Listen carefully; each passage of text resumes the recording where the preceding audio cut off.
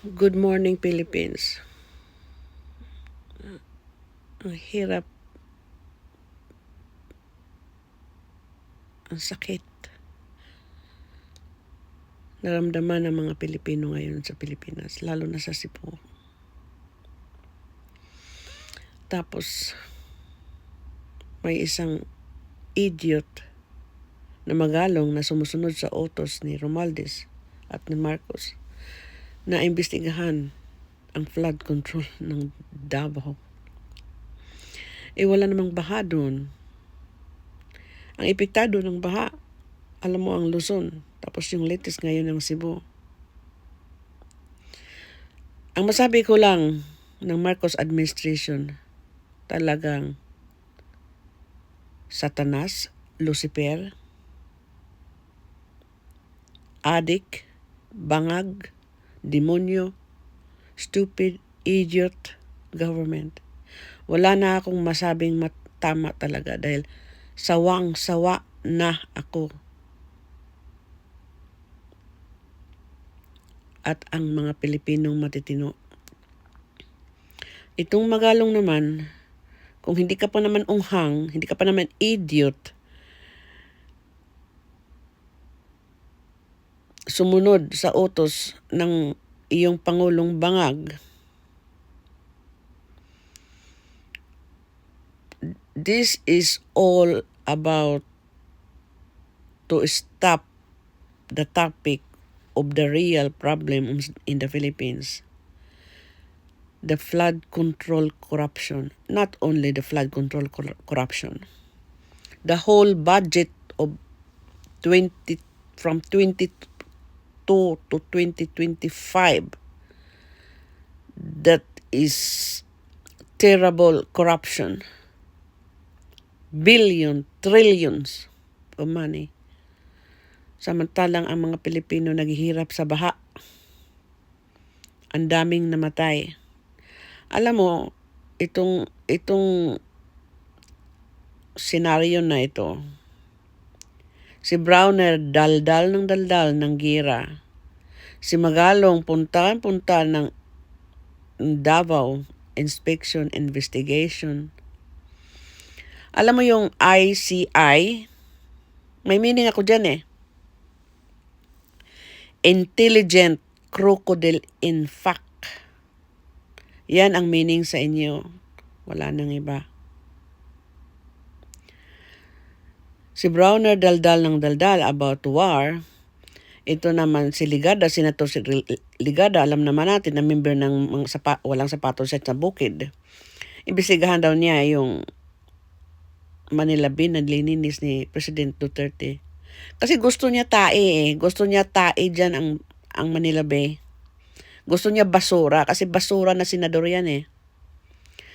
Tapos yan naman yung congressman doon sa yung taga Bicol, yung tire.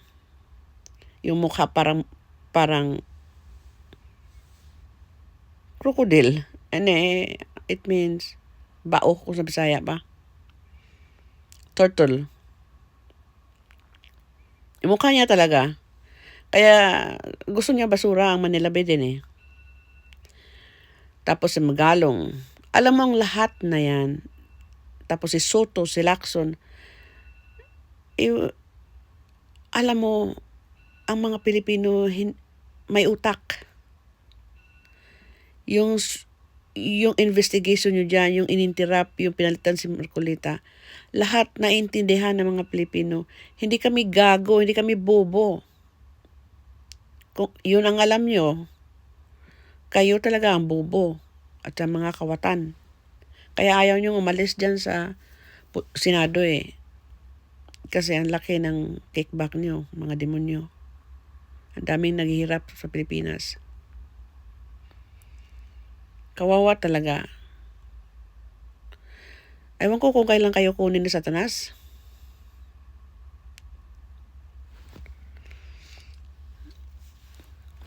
Ito walang filter to. Kagigising ko lang. Dahil ang tulog ko 2 oras lang. Dahil hindi ako nakakatulog. Marami kami hindi nakakatulog. Nagsa-chat kami kung anong gagawin namin. Anong matulong namin. yung inisip namin yung mga yung mga relief ano namin sa church, tapos papadala na lang namin kasi siguro direct sa mga taong kasi kung ano mo doon sa mga government, ibinta pa yun na yung ukay-ukay ang tawag doon, yung anong tawag noon, second hand.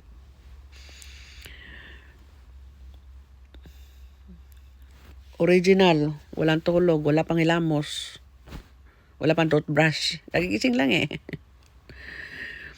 Kaya, walang filter.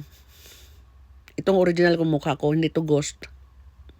Kasi hindi ako nagtatago. Hindi ako takot sa mga demonyo.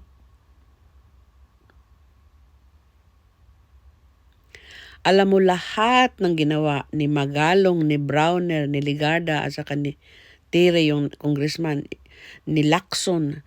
Alam mo, tinatakpan lang nila, inilihis nila ang totoong problema sa Pilipinas. Wala nang iba. Kasi hanggang nakaupo pa yan si Marcos, talagang maghirap ang mga Pilipino. Dahil nasa dugo na nila hindi na yan mawala sa dugo nila na mga kawatan.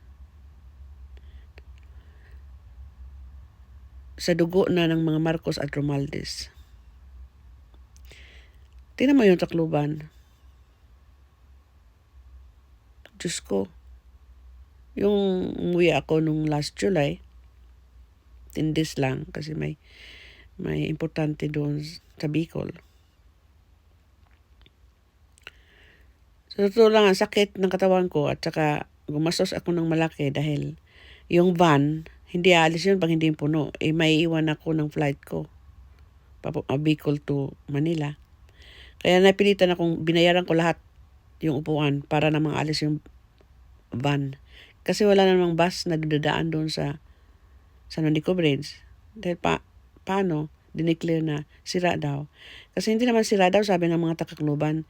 Yung politiko doon, gusto lang ng budget, 90 billion kasi gusto nila kickback. Kasi katatapos ng eleksyon ubos na. Marami na ubos sa pera, binili nila sa mga tao. Kasi yung mga idiot na mga Pilipino din, tumatanggap ng pera at boboto ng mga mali. Sa bagay, yan si Romualdez, wala namang kalaban talaga yan sa Tacloban dahil lahat ng lalaban sa kanya, iti-terminate niya, kakasuhan niya, kahit anong gawin niya. Kaya wala kalaban talaga yan. Kaya, sa totoo lang, lahi talaga nilang mandurugas. Romualdez mandurugas talaga. Tingnan mo yung airport dyan sa Tacloban, nakatuwangwang. Hindi pa tapos. Yung budget niyan, ubos na. Nasa sa kanilang mga bangko na, yung mga ghost bangko nila. Yung mga ang pangalan, yung mga katulong nila. Lahat, siyempre hindi yan nilagay sa mga pangalan nila.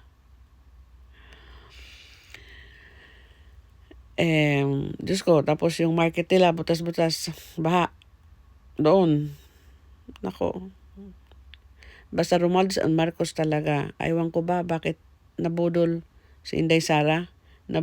Nabudol ang karamihang Pilipino talaga sa demonyo na yan. Pero ang Panginoon ay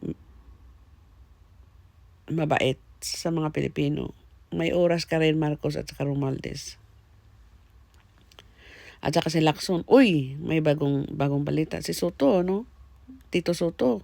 Tito Sen. Sino ba ang kabit mo? Usupingki. Ano ba yung sinabi ni late Senator Miriam Defensor? Dalawa bang kasarian mo? Sa bagay, buhay mo yan, pero gumawa ka kasi na matino. Huwag lang kuratong baliling. Tumino ka naman kahit paano bago ka mamatay. Bago kayo kunin sa Satanas.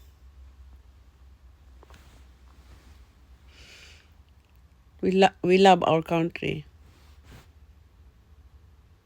But the corruption